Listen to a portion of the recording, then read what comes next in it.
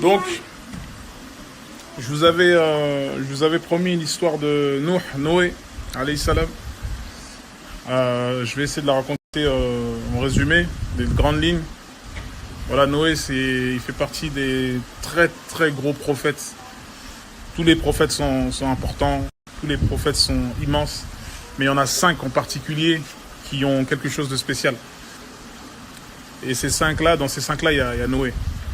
Il y a Nuh, donc Noé alayhi salam dans les 5, Ibrahim alayhi salam, Moussa, Isa, Mohammed. Ces 5 prophètes, ils ont quelque chose de plus, ils sont différents par rapport à leur rang, etc. Donc Noé, c'est un des tout premiers prophètes, un des tout premiers.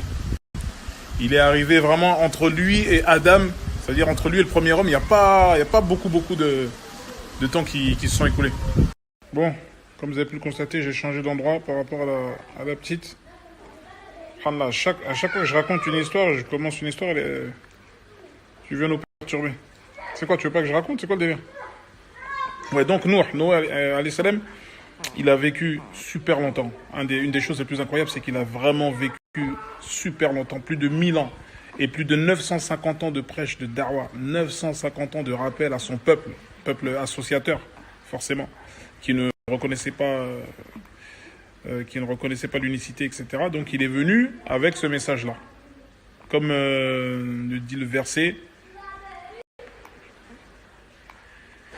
Inna arsalna Nuhan ila qawmihi an anziru qawmaka min qabli an ya'tiyahum adhabun alim.